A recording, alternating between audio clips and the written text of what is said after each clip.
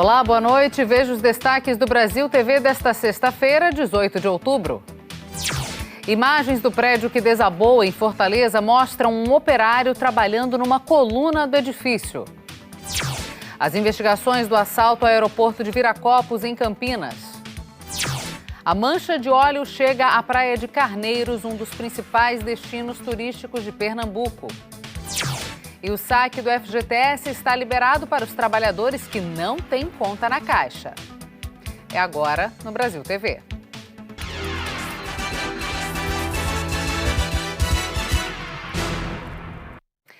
Câmeras de segurança registraram que meia hora antes do desabamento do prédio em Fortaleza, na terça-feira, funcionários quebraram um pilar na garagem do edifício. A gente vai ver na reportagem da Aline Oliveira. As imagens do circuito interno do edifício Andréa mostram o que aconteceu no térreo na última hora antes do desabamento. 9h30 da manhã, pessoas da empresa contratada para fazer a reforma das pilastras aparecem observando a estrutura do lado de fora. Às 9h54, uma outra câmera na garagem do prédio mostra um dos funcionários quebrando uma das colunas. Logo depois, os outros dois se aproximam. Ficam conversando e observando o serviço. O operário continua quebrando a pilastra. Ele quebra a metade da base do concreto da coluna. Às 10h08, a câmera da parte externa registra que pedaços do prédio começam a se soltar. 1 minuto depois, um funcionário da obra chega para ver o que aconteceu. Às 10h27, outras 2 pessoas da empresa aparecem olhando a fachada do prédio. Na sequência, chega a síndica. Às 10h28, a câmera registra a queda de uma outra parte da estrutura e para de gravar. Este outro vídeo, gravado do outro lado da rua, registrou as pessoas circulando dentro do prédio. E às 10h29, o desabamento.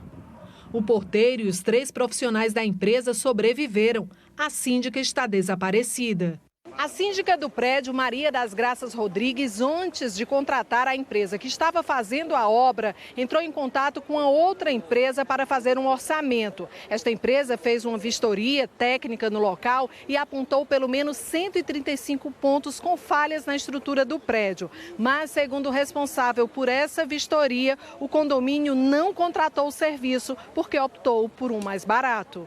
17 pessoas foram ouvidas pela polícia até agora. Entre elas, o Davi, sobrevivente que fez uma selfie embaixo dos escombros. No local do desabamento, os trabalhos das equipes de resgate não param.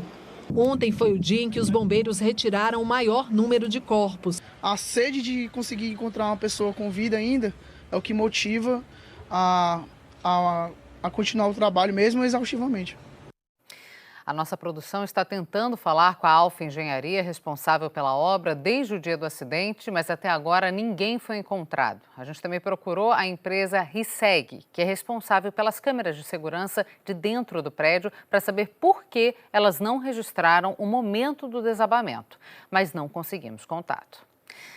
A Polícia Federal investiga o assalto ao aeroporto de Viracopos, em Campinas. Hoje, a Polícia Federal divulgou a lista das armas apreendidas. Os bandidos tinham um arsenal, fuzis, rifle com mira telescópica e muita munição.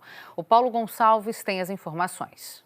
Essas armas foram apreendidas em vários lugares, em carros, casas, inclusive num caminhão de lixo que seria usado no transporte, que foi usado como disfarce para os bandidos. Então, hoje, a Polícia Federal divulgou uma lista desse armamento e é um armamento de guerra. Fuzil AK-47, fuzil 5.56, rifle .50 com mira telescópica, pistolas, revólveres, munição, uma quantidade impressionante, mais de 600 de diversos calibres.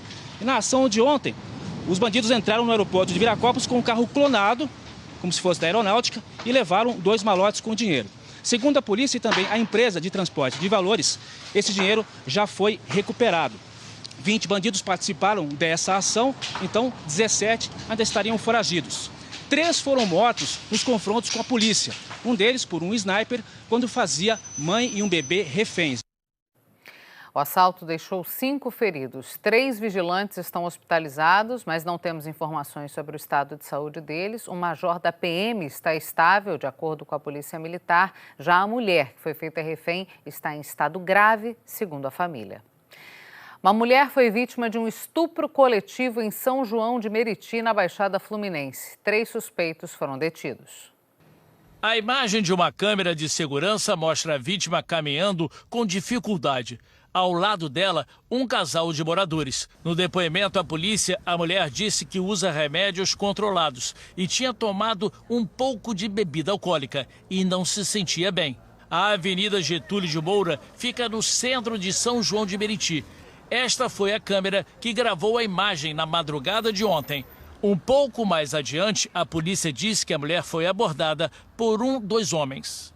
O homem que parecia oferecer ajuda estava com mais 2 amigos e eles levaram a mulher para uma casa, segundo a polícia, nesta rua, onde praticaram o estupro coletivo. A mulher estava desorientada e contou na delegacia que só percebeu o que tinha acontecido quando recobrou os sentidos. Ela lembra que ela foi conduzida pelos 3 homens para o interior da casa de um deles, né? E lá um deles iniciou a conjunção carnal com a mesma.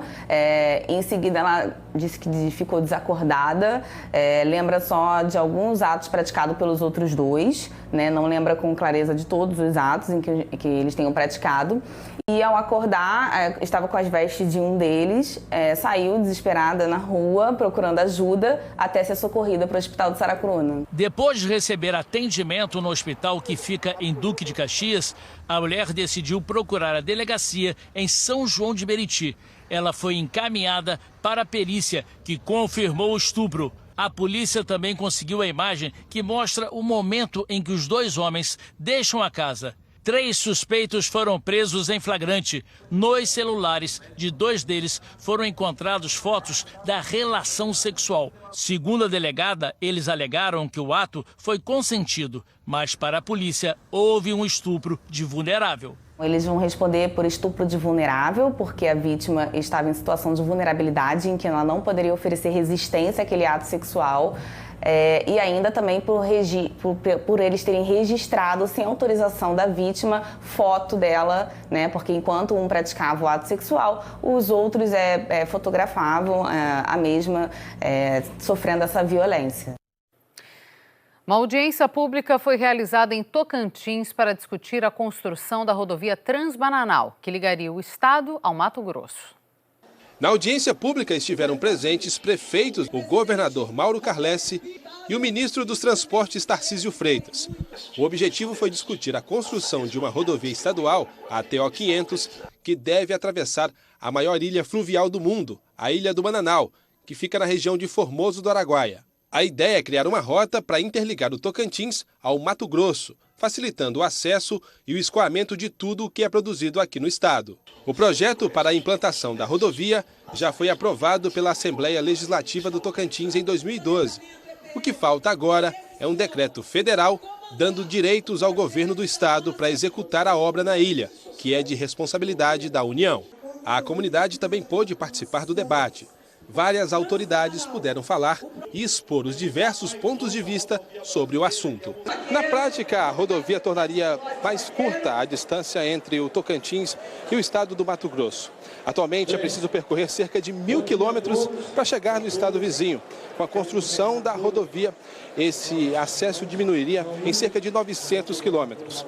É importante lembrar também que na Ilha do Bananal existem várias aldeias indígenas e os nativos de lá também querem ser consultados sobre a construção da rodovia. Representantes de aldeias indígenas questionaram como seria construída essa rodovia.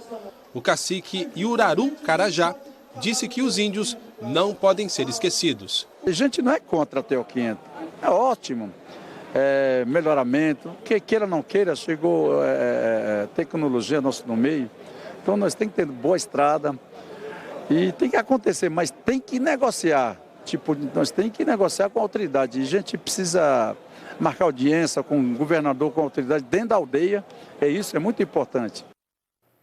Depois do intervalo, você vai conferir como foi o primeiro dia do saque do FGTS para os trabalhadores que não têm conta na Caixa.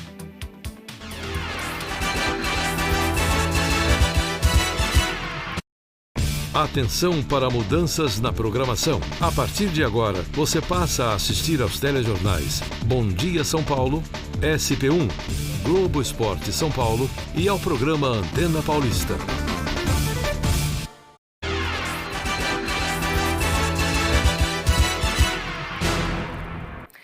Estamos de volta com o Brasil TV. Um incêndio deixou pelo menos 3 soldados do Corpo de Bombeiros mortos numa whiskeria no centro do Rio.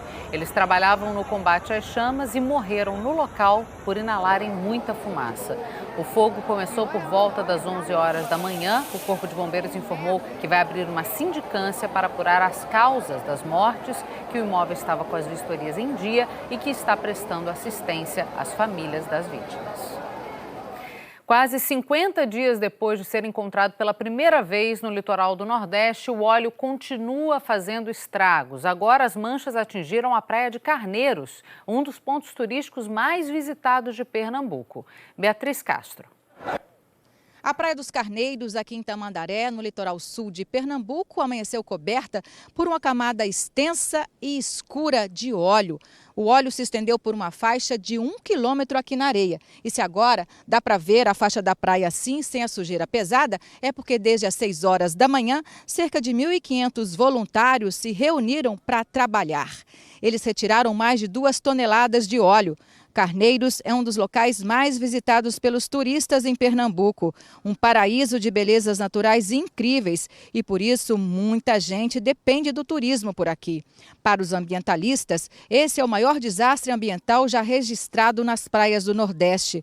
Lembrando que as manchas começaram a aparecer no comecinho de setembro, no dia 2, e estão voltando. Pernambuco está enfrentando esse problema pela segunda vez. O pior é que não se sabe a origem do óleo, nem de onde ele vem e até quando vai continuar se alastrando, manchando paraísos como esse aqui, a Praia de Carneiros. Beatriz Castro para o Brasil TV. Quase 100 policiais cumpriram uma ordem judicial para a reintegração de posse de uma reserva federal em Mirante da Serra, no interior de Rondônia.